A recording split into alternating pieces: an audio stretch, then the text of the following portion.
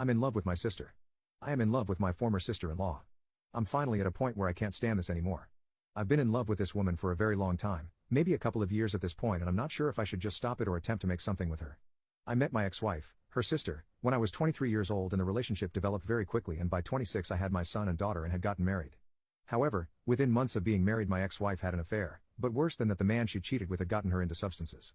After confronting her on this, she said she was going to get help, but instead she left in the night. I haven't heard from her in 4 years, and last I've heard she's still with that guy and are homeless in Las Vegas. Not sure how true that is, but being focused on holding it together for the kids, I really don't have the time to chase her down, nor do I want to after what she pulled. I ended up getting a divorce in absentia. I did however maintain a very positive relationship with my in-laws after the fact.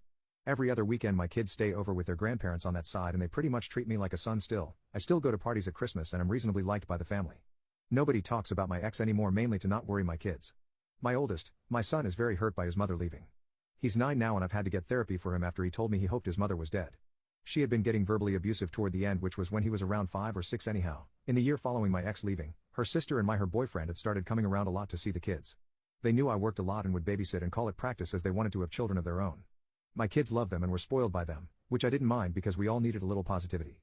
They got married and were very in love. However, her husband was killed in a workplace accident shortly after the birth of their daughter. It has been extremely rough and painful for everyone involved, as one can imagine.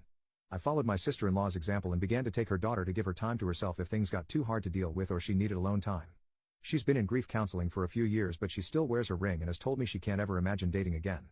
I talk to her about him frequently and she's gotten to a better place, but she's still very much in love with him. I can't imagine that sort of pain. Over the last 2 years we've been a more constant figure in each other's lives. My kids love their aunt and I have her over for dinner a couple times a week. My daughter and her daughter have become close and love being around each other, so they have sleepovers. I've moved on from my ex by this, but the idea of dating possibly someone dangerous as their mother has kept me out of the dating scene. I don't know when it happened, but slowly I began to get soft on my sister-in-law. She's a great mom for what she's had happen to her. She's one of the sweetest people I know and her sense of humor always leaves me laughing and happy. Then I started realizing that I'm physically attracted to her. I've always felt kind guilty about it because her late husband was a good friend, and since she's obviously is still grieving, so I've kept it to myself. Since the virus started we've been together a bit more because social distancing has had us lose contact with most other people. Nothing romantic has ever been discussed and I try not to flirt, but last week it was very late and after the kids went to bed I made us a few drinks, not enough to get drunk, but she decided she'd rather spend the night, so I took my couch.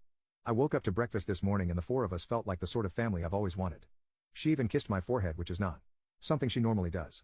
I still didn't say anything, but after she left I found my son quietly playing with his toys in his room. He looked upset, so I asked him if he was alright. He tells me point blank in the way only a kid can that he wishes sister-in-law was his mother. I sat down with him and asked him why he thought that way, and he gave a whole bunch of reasons, her being nice to him, that she never yells about anything. He likes seeing her at his grandparents and she